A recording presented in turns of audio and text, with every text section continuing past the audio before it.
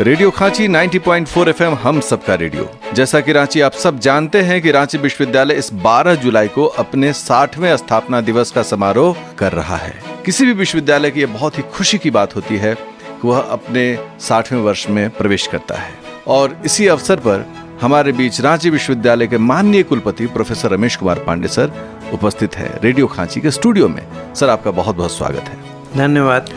मैं बताऊं रांची की हमारे माननीय कुलपति बॉटनी के प्रोफेसर भी हैं, साथ ही इन्होंने बॉटनी के क्षेत्र में वैज्ञानिक कार्य भी किए हैं। इनके बहुत सारे पीएचडी स्कॉलर्स आज देश विदेश में अच्छे पदों पर काम कर रहे हैं। सर का अपना एक विशेष लगाव रहा है इस विश्वविद्यालय से और इसी कारण सर को के कार्यों के आधार पर सर को लगातार दूसरी बार एक्सटेंशन भी मिला। सर, आज आप रांची रेडियो खांची के स्टूडियो में आए हैं और आज आप रांची पूरी तरह से आपको सुनना चाहता है।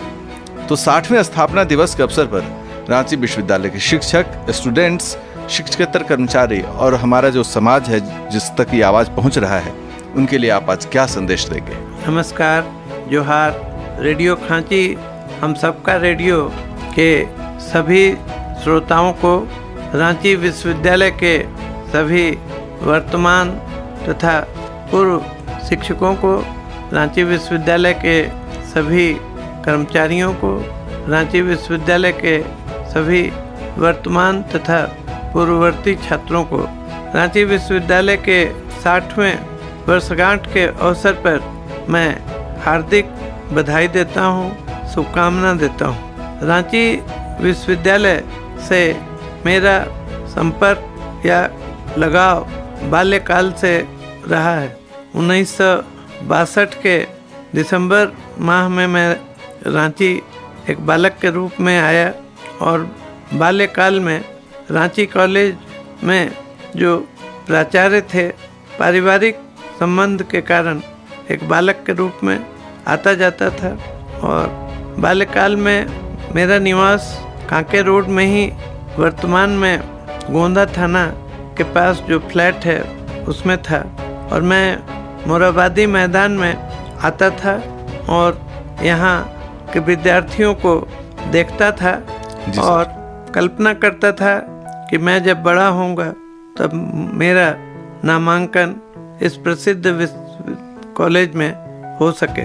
मुझे स्मरण है कि रांची विश्वविद्यालय के प्रथम कुलपति के रूप में श्री वीएन सिंह ने ज्वाइन किया और मैं डॉक्टर सारंदर सिंह जब कुलपति थे उस समय कुलपति आवास जाता था और उनके ग्रैंडसन के साथ खेलता था। कभी भी यह कल्पना नहीं हुई कि भी इस पद को सुशोभित करूंगा। मुझे आज भी स्मरण है पूर्व कुलपतियों का, श्री एफ मार्खम साहब, जो बहुत ही सरल व्यक्ति थे और विद्यार्थी एवं शिक्षकों से बहुत निकट संबंध रखते थे। मुझे आज भी स्मरण है श्री आर.एस. मंडल का, जिनके कार्यकाल में पीजी सी एवं डी ब्लॉक का निर्माण हुआ। उन्हीं के कार्यकाल में शिक्षकों को की प्रोन्नति भी हुई जो बहुत दिनों से लंबित थी। पूर्व कुलपतियों में मैं स्मरण करता हूँ डॉक्टर ए.के. धान, जिनके कार्यकाल में मैंने एमएससी की पढ़ाई पूरी की और इस विश्वविद्यालय में एक लेक्चरर के रूप में योगदान दिया। मुझे स्मरण है डॉक्टर अमर कुमार सिंह का कार्यकाल, जो साइकोलॉजी के एक ख्याति प्राप्त शिक्षक थे। मुझे स्मरण है डॉक्टर आर.डी. मुंडा जी का कार्यकाल, जिन्होंने जनजातीय एवं क्षेत्रीय विभाग की स्थापना की और रांची विश्वविद्यालय को एक वैश्विक रूप दिया। मुझे स्मरण है अपने गुरु और मार्गदर्शक डॉक्टर के नाग का कार्यकाल, जिनकी अवधि में सभी शिक्षकों की कालबद्ध तथा मेधा प्रोन्नति हुई। हम लोगों की प्रोन्नति भी उन्हीं के कार्यकाल में हुई और आज जिस मुकाम तक हम पहुंच सके हैं उसमें उनका बहुत बड़ा योगदान रहा है। मैं स्मरण करता हूँ रांची विश्वविद्यालय के आदरणीय कुलपति डॉक्टर ए खान, जिन्होंने रांची विश्वविद्यालय को एक नया रूप दिया और आर्यभट्ट परिसर तथा अनेक कॉलेजों में विकास की जो एक्टिविटी उनके कार्यकाल में हुई, शोध के क्षेत्र में जो काम उनके कार्यकाल में हुआ, उसे आज हम आगे बढ़ा रहे हैं। मैं स्मरण करता हूँ डॉक्टर एल.एन. भगत जी का कार्यकाल, जिनके कार्यकाल में रांची विश्वविद्यालय को फास्ट ग्रोइंग यूनिवर्सिटी में देश में दूसरा स्थान प्राप्त हुआ। मैं स्मरण करता हूँ pro VC doctor VP. Saran ji को, जिन्होंने रेडियो खांची की सोच रखी, जिसे भविष्य में हम लोग मूर्त रूप देख सके और आज उस रेडियो खांची के माध्यम से आज हम आपको संबोधित कर रहे हैं। सर, आपने एक ऐसी मतलब कहें कि थिएटर ऑफ माइंड आपने क्रिएट किया कि कैसे यह 60 वर्ष का यात्रा जो है वो चलते चलते आज यहाँ पहुँचा है। सर, हम आपके कार्यकाल पर कुछ विशेष बात करना चाहेंगे और हमारे जो रांची के श्रोता हैं, छात्र हैं, वो भी जानना चाहेंगे कि कितने तरह के कार्य, कितनी तरह की चुनौतियाँ आपके कार्यकाल में आती रही हैं। आधारभूत संरचना जिसे हम लोग इंफ्रास्ट्रक्चर कहते हैं, उसमें भी आपके कार्यकाल में हम लोगों ने बहुत काम देखा है। इसके बारे में अगर आप कुछ हमारे श्रोताओं को बताना चाहें सर। मैं पहले श्रोताओं को बताना चाहेंगे कि रांची विश्वविद्यालय की जो स्थापना हुई जी सर, और इसका जो इतिहास रहा, रांची विश्वविद्यालय झारखंड में सबसे बड़ा विश्वविद्यालय के रूप में 1960 में स्थापित हुआ जी सर, और 1992 में इससे विनोबा भावे विश्वविद्यालय हजारीबाग स्थापित हुआ। नीलांबर पीताम्बर यूनिवर्सिटी मेदिनीनगर की स्थापना 2009 में हुई और कोल्हान विश्वविद्यालय की स्थापना 2009 में हुई। तो आप कह सकते हैं कि यह विश्वविद्यालय एक जननी है जिसने अन्य विश्वविद्यालय को भी रूप दिया। जी सर। मैंने जब यहाँ कार्यभार संभाला तो अनेक विषयों में यहाँ पढ़ाई होती थी। वर्तमान में 22 पोस्ट ग्रेजुएट डिपार्टमेंट है जहाँ करीब 1.5 लाख विद्यार्थी पढ़ते हैं। जी सर। 14 अंगीभूत महाविद्यालय हमारे साथ हैं और 60 से ज़्यादा एफिलिएटेड कॉलेजेज हमारे साथ हैं। 6 माइनॉरिटी कॉलेज हमारे साथ हैं और नैक के द्वारा A ग्रेड प्राप्त 2 कॉलेज। हमारे यहाँ 3 ऑटोनॉमस कॉलेज थे, वर्तमान में 2 ऑटोनॉमस कॉलेज हैं। जी सर। और एक कॉलेज को पोटेंशियल ऑफ एक्सेलेंस का दर्जा प्राप्त है और नैक के द्वारा A ग्रेड भी उसे प्राप्त है, मिला हुआ है। यहाँ अनेक विषयों की पढ़ाई होती है और हमारे कार्यकाल में जो प्रमुख उपलब्धियाँ रही हैं कि पहली बार रांची विश्वविद्यालय का नैक के द्वारा मूल्यांकन किया गया। पहली बार रांची विश्वविद्यालय के द्वारा और झारखंड के अंतर्गत योगा की पढ़ाई प्रारंभ की गई। जी सर। रांची विश्वविद्यालय को पहली बार नेशनल यूथ फेस्टिवल आयोजित करने का मौका दिया गया। जी सर। जिसे हम लोगों ने सफलतापूर्वक किया और देश के करीब 90 विश्वविद्यालय इसमें सम्मिलित हुए। जी सर। यह रांची के लिए एक बहुत गौरव की बात रही। खेल कूद के क्षेत्र में भी रांची विश्वविद्यालय ने अपनी वैश्विक स्थिति बनाई। हमारे विद्यार्थी ने एशियन गेम्स में आर्चरी में सिल्वर मेडल जीता, मधुमिता ने, और दूसरी बार जी सर रांची विश्वविद्यालय को नेशनल हॉकी वीमेंस में गोल्ड मेडल हमारे कार्यकाल में प्राप्त हुआ।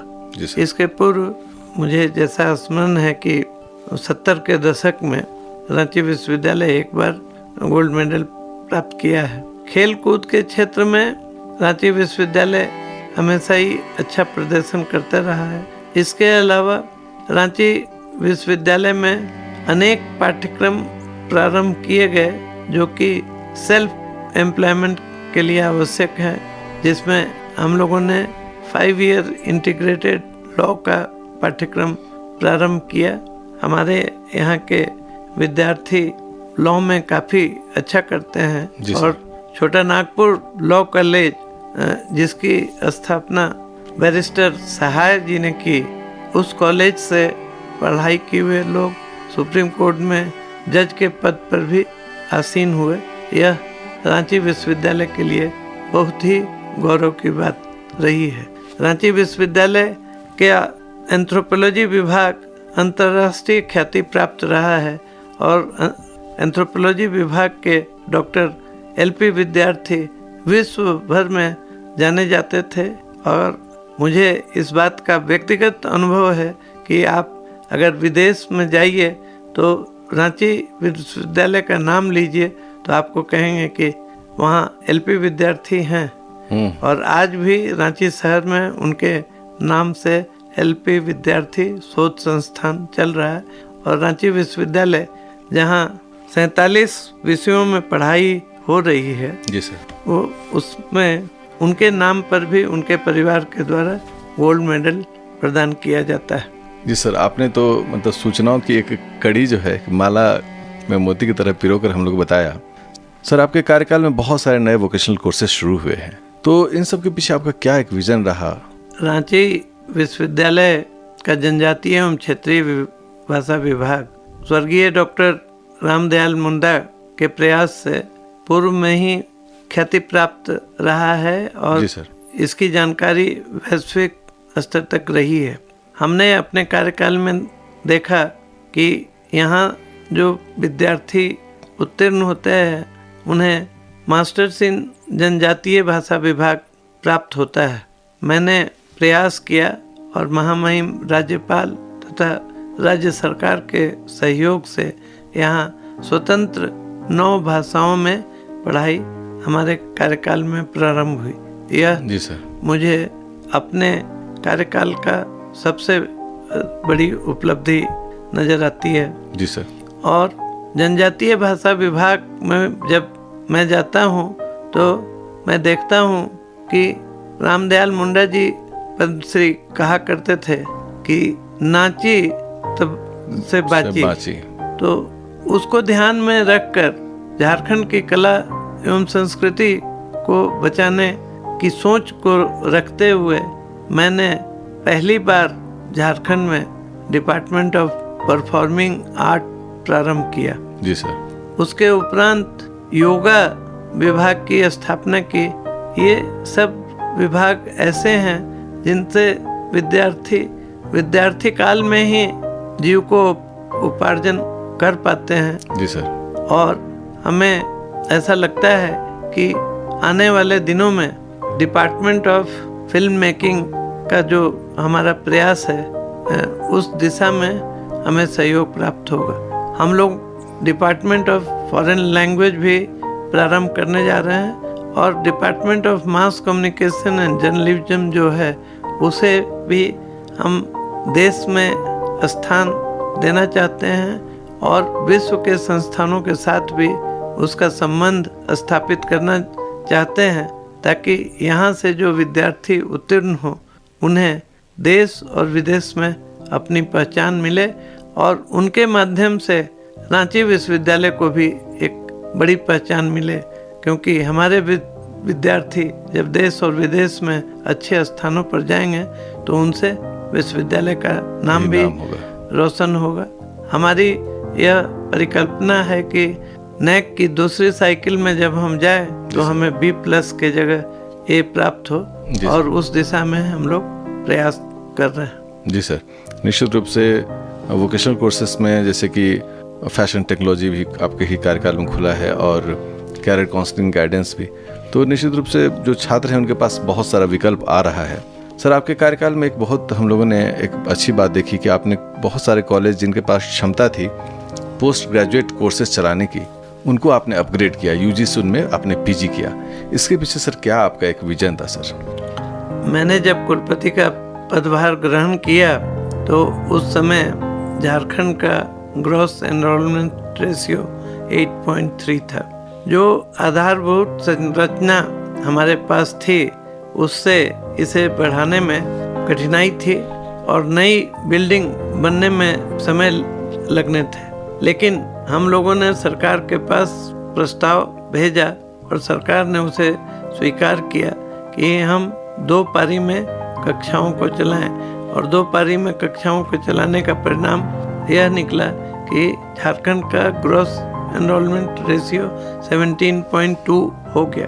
ग्रॉस एनरोलमेंट रेशियो बढ़ाने में हम लोगों ने अपने यहाँ तो सीटें बढ़ाई ही, हम लोगों ने यह भी प्रयास किया कि हमारे ग्रामीण क्षेत्र और ग्रामीण क्षेत्र के जो कॉलेज हैं वहाँ के विद्यार्थी शहर में आकर रहकर पढ़ाई नहीं कर सकते हैं, और इसलिए जहाँ भी आधारभूत संरचना थी और जहाँ से प्रयास किया गया, हम लोगों ने पीजी क्लासेज वहाँ प्रारंभ किए, और इसका परिणाम यह निकला कि हमारे ग्रामीण क्षेत्र के विद्यार्थी भी पोस्ट ग्रेजुएट की पढ़ाई कर पा रहे हैं। हम लोगों ने वोकेशनल कोर्सेज भी वहाँ खोलने की अनुमति दी, और जिसके चलते विद्यार्थी वहाँ पढ़ पा रहे हैं। ये तो सर मतलब बहुत ही सुविधाजनक है, क्योंकि दूर दराज गांव से जो गरीब छात्र छात्राएं पीजी करने के लिए उनको रांची आना पड़ता था, और यहाँ वो खर्च में अपने परिवार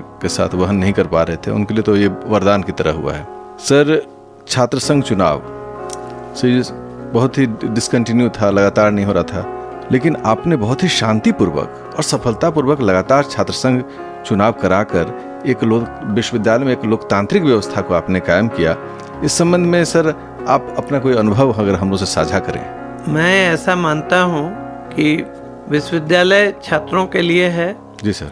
और छात्र हैं तो उनके लिए पढ़ाने के लिए शिक्षक हैं, और छात्र और शिक्षक की मदद करने के लिए कर्मचारी और अधिकारी हैं। इसके अलावा छात्र शिक्षक कर्मचारी अधिकारी के अलावा छात्रों के जो अभिभावक हैं वो भी एक इम्पोर्टेंट अंग हैं विश्वविद्यालय के। जी सर। इसके अलावा जो पूर्ववर्ती छात्र हैं वे भी विश्वविद्यालय के एक अभिन्न अंग हैं। तो अगर सभी अंगों का समुचित विकास आप अगर चाहते हैं तो लोकतांत्रिक व्यवस्था को स्थापित करना होगा। और मैं ऐसा मानता हूं कि छात्रों का प्रतिनिधित्व हर स्तर पर रहने से काफ़ी सुविधा होती है और आप अपने कार्यों का संचालन सफलतापूर्वक कर सकते हैं। और इस दिशा में मुझे सभी छात्र संघों का सहयोग प्राप्त हुआ है। इसके लिए मैं सभी छात्रों को धन्यवाद देता हूँ, बधाई देता हूँ। और इस 60वीं वर्षगांठ के अवसर पर मैं चाहूँगा कि उनका सहयोग हमें प्राप्त होता रहे ताकि हम रांची विश्वविद्यालय को नई ऊंचाइयों तक पहुंचा सकें। जी सर, आपने बहुत सही कहा कि लोकतांत्रिक व्यवस्था जो है वह विश्वविद्यालय का एक आधारभूत विचार होना चाहिए। Sir, choice based credit system जो एक नई व्यवस्था है पढ़ाई की, वह आपके कार्यकाल में ही लागू हुआ। ये कोर्सेस अपने में ही एक चुनौती थी जिसको आपने सफलतापूर्वक न ही सिर्फ विश्वविद्यालय के विभागों में बल्कि जितने भी कॉलेजेस हैं वहाँ भी आपने लागू किया। सर, इसके बारे में आपसे कुछ विचार जानना चाहेंगे, क्या चुनौतियाँ हैं इसमें? चॉइस बेस्ड क्रेडिट सिस्टम की जो मूल बात है कि विद्यार्थी हॉरिजॉन्टली एक जगह से दूसरे जगह जा सकें और जो विषय है उस विषय के अलावा भी वैसे विषयों में भी पॉइंट ले सकें जिसमें उनकी रुचि है। हम लोगों ने जो चॉइस बेस्ड क्रेडिट सिस्टम अभी लागू किया है उसमें वे सभी बातें नहीं हैं जो actually choice based credit system में होनी चाहिए। जी सर। जिसमें कि विद्यार्थी साइंस का आर्ट्स के विषय भी ले सके और आर्ट्स का विद्यार्थी साइंस के भी विषय ले सके और अपनी मनोकामना को पूरा कर सके। लेकिन संक्षिप्त रूप में चॉइस बेस्ड क्रेडिट सिस्टम जो हम अभी चला रहे हैं, जी सर, उसमें अनेक चुनौतियां हैं और उसकी मूल चुनौती जो है चॉइस बेस्ड क्रेडिट सिस्टम में स्टूडेंट एंड टीचर रेशियो जो है वह यूजीसी के मानदंडों के अनुसार 30 स्टूडेंट्स पर एक शिक्षक होने चाहिए और 1.5 लाख विद्यार्थी अगर विश्वविद्यालय में हैं जी तो सर। 4,500 शिक्षक होने चाहिए। वर्तमान में जो 1992 तक सैंक्शन पोस्ट हमें प्राप्त हुआ है, उन शिक्षकों की भी कहिए कि नियुक्ति नहीं हो पाई है। हमारे शिक्षक जो हैं रिटायर कर रहे हैं और हर साल 100-150 की संख्या में शिक्षक रिटायर करते जा रहे हैं और छात्र और शिक्षक के अनुपात में हमें सैंक्शन पोस्ट नहीं प्राप्त हो पा रहे हैं। तो चॉइस बेस्ड क्रेडिट सिस्टम की जो मूल भावना है, उस भावना के अनुसार अगर हमें पढ़ाई करनी है तो टीचर स्टूडेंट रेशियो को बढ़ाना पड़ेगा, तभी हम इसकी सार्थकता को अंजाम दे पाएंगे। जी सर। सर आपने बहुत ही बढ़िया इस पर अपना एक विचार दिया है सर। सर कोविड-19 का दौर है, कॉलेजेस बंद हैं, विश्वविद्यालय परिसर भी खाली है, क्योंकि सुरक्षा बहुत ही आवश्यक है। छात्रों को कैसे पढ़ना है, कैसे उनके कैरियर में उनका सही तरीके से आकलन हो, उनका मनोवैज्ञानिक स्तर भी ठीक रहे, वो पढ़े लिखे भी। ये एक बहुत ही विकराल चुनौती विश्वविद्यालय के सामने आया और विश्वविद्यालय, जैसा कि हम लोग जानते हैं कि विश्वविद्यालय ने बहुत तरीके से इसको सर मतलब एक समाधान तक पहुंचाया। सर कैसे मतलब आपने इन सब चीज़ को मैनेज किया, इतने रिजल्ट्स, इतने ऑनलाइन पढ़ाई, हम लोग जानना चाहेंगे सर। कोविड-19 पेंडेमिक जो है वो वैश्विक स्तर पर है। जी सर। और न हमने इसे कभी देखा न सुना, ऐतिहासिक रूप से जिक्र किया। जी सर। इतिहास में यह पहली बीमारी है जो वैश्विक है और कोई भी देश इससे अछूता नहीं है। इस तरह की बीमारी को रोकने के लिए जो प्रयास विश्वविद्यालय के स्तर से हो सकता है वह किया जा रहा है, लेकिन जैसा आप सब जानते हैं कि हर विषम परिस्थिति एक नई अपॉर्चुनिटी है और हम लोग अपने आप को उस दिशा में विकसित कर रहे हैं और उन संसाधनों का उपयोग कर रहे हैं जो हमारे पास हैं। और मैं धन्यवाद देना चाहूँगा डायरेक्टर रेडियो खांची डॉक्टर अनंत कुमार ठाकुर, जो अभी हमारा इंटरव्यू ले रहे हैं। धन्यवाद सर। कि रेडियो खांची के माध्यम से हम अपने विद्यार्थियों तक पहुंच सके। और मैं धन्यवाद देना चाहूँगा रांची विश्वविद्यालय के सभी शिक्षकों का, जिन्होंने इस वैश्विक बीमारी के होते हुए भी न केवल ऑनलाइन पढ़ाई की बल्कि ऑनलाइन परीक्षाएं भी की और इस लॉकडाउन की स्थिति में भी 40 से अधिक परीक्षाओं को हम लोगों ने संचालित किया और परीक्षा फल प्रकाशित किए।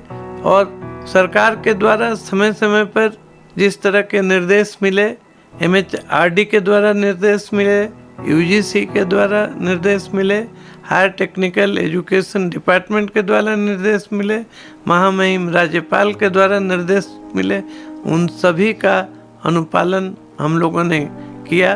और हम लोग इस दिशा में प्रयासरत हैं कि सितंबर 2020 तक हम लोग ऑफलाइन परीक्षाएं संचालित कर अक्टूबर के माह में उसका रिजल्ट प्रकाशित कर सकें, ताकि हमारे विद्यार्थी कहीं भी पीछे नहीं रहें। सर ये बहुत बड़ी बात है कि अचानक से आए हुए कोविड में कोई तैयारी तो नहीं थी, अचानक से आ गया, सबके सर पर सवार हो गया ये कोरोना। और रांची विश्वविद्यालय ने जिस प्रकार से अपने सारे कोर्सेज को ख़त्म करवाया सही समय पर, ऑनलाइन PDF के थ्रू, व्हाट्सएप क्लासेस के थ्रू, या फिर रेडियो खांची, निश्चित रूप से इसमें लगभग हम 1200 से ज़्यादा ऑनलाइन लेक्चर्स हैं सर। और मैं आपको बताकर बहुत ही हर्ष का अनुभव कर रहा हूँ कि इसका report ministry of information broadcasting के जो हेड हैं वहाँ पर, उन्होंने भी इस संबंध में हमसे फ़ोन से बात किया था कि आपके रेडियो पर इतने सारे लेक्चर्स हो रहे हैं। तो हमने कहा जी हाँ, ये हमारे माननीय कुलपति का प्रयास है। और उन्होंने बहुत ही खुशी जाहिर किया। उन्होंने कहा कम्युनिटी रेडियो स्टेशन का इस तरह का काम जो है वो पूरे देश में जो है वो अब बात कर रहे हैं कि सभी कम्युनिटी रेडियो स्टेशन इस तरह के लेक्चर्स का आयोजन करें। तो ये सब तो कार्य सर हम लोग का बहुत ही हुआ। सर ये कोविड-19 के दरमियान में पर्यावरण में बहुत बदलाव आया है और लोगों का अपने स्वास्थ्य के प्रति, अपने प्रति और पर्यावरण के प्रति सजगता भी बढ़ी है। क्योंकि आप एक बॉटनिस्ट भी हैं, आप बॉटनी प्रोफेसर हैं और पर्यावरणविद भी हैं सर। इस संबंध में कुछ विचार जो है हमारे जो श्रोता हैं, जो रांची है, वो जानना चाहती है सर। मैं आपके माध्यम से श्रोताओं को बताना चाहता हूँ कि सभी कठिन परिस्थिति एक नया अवसर प्रदान करते हैं। जी सर। और कोविड-19 के अंतर्गत जो कुछ बातें हुई उसमें एक अच्छी बात यह हुई कि पर्यावरण को इसका लाभ मिला। पोल्यूशन का लेवल जो है सो घट गया, आकाश जो है सो नीले दिखने लगे और पेड़ पौधे जो है सो ज़्यादा हरे नज़र आने लगे। रांची में पुराना रांची लौट कर आ गया। जी सर। बारिश होने लगी, पेड़ पौधे उगने लगे, चिड़िए जो कि दिखाई नहीं पड़ते थे उनकी भी गूंज सुनाई पड़ने लगी। तो यह सब एक उपलब्धि रही इस कोविड-19 के अंतर्गत। और विश्व ने यह देखा कि अगर लॉकडाउन होता है तो उसके क्या सकारात्मक परिणाम जो है सो पर्यावरण पर पड़ते हैं। और जो लोग इस संबंध में निर्णय लेने की स्थिति में हैं वे इस तरह का सोच सकते हैं कि किस तरह से पर्यावरण को पुनः हम लोग पुरानी स्थिति में ला सकें। रांची विश्वविद्यालय के अंतर्गत सभी विद्यार्थियों, सभी शिक्षकों और कर्मचारियों के सहयोग से लॉकडाउन में हम लोगों ने कुछ उद्यान डेवलप किए हैं और हम चाहेंगे कि आप सब उसका अवलोकन करें और आप सभी भी पौधे लगाएं, क्योंकि अगर पौधा है तो जीवन है। क्योंकि जब पौधे नहीं रहेंगे तो जीवन समाप्त हो जाएगा। इसलिए मैं रांची विश्वविद्यालय के 60वीं वर्षगांठ के अवसर पर सबों से निवेदन करूंगा कि मौसम बहुत अच्छा है। इस अच्छे मौसम में परिवार के सब लोग एक पौधा लगाएं और उसे बचाएं। जी सर, चलते चलते आप छात्रों को क्या संदेश देना चाहेंगे सर इस अवसर पर? छात्रों को मैं कहना चाहूँगा कि आप हमें सहयोग करें।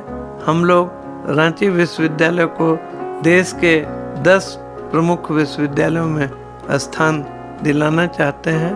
आपका सहयोग चाहिए और मैं आपको आश्वस्त करना चाहता हूँ कि हमारे विद्यार्थी न केवल परीक्षाओं में अच्छा करें बल्कि जीवन में अच्छा करें और जहाँ भी जाएं रांची विश्वविद्यालय का नाम रोशन करें और अपने आहार, व्यवहार, आचरण से ऐसा उदाहरण प्रस्तुत करें जिससे लोग कहें कि रांची विश्वविद्यालय में केवल पढ़ाई नहीं होती बल्कि एक संस्कार भी दिया जाता है और उस संस्कार का वे अनुसरण करते हैं, पालन करते हैं, जिसे देखकर लोग यह पूछें कि आपने कहाँ पढ़ाई की। बहुत बहुत धन्यवाद सर। अभी रांची आप सुन रहे थे एक इंटरव्यू 60वें स्थापना दिवस रांची विश्वविद्यालय के अवसर पर हमारे माननीय कुलपति प्रोफेसर रमेश कुमार पांडे सर को। सर ने जिस सहजता और सरलता के साथ सभी सवालों का जवाब दिया और एक लड़ी में सारे कड़ी को बांध दिया, यह हम लोग को भी सीखने का मौका मिल रहा है। सर, आप हमारे स्टूडियो में आए और हमारे बीच अपनी बातों को रखे। सर, आपका बहुत बहुत धन्यवाद सर। धन्यवाद आनंद जी कि आपने हमारा इंटरव्यू लिया। आपको और आपकी पूरी टीम को धन्यवाद। धन्यवाद सर।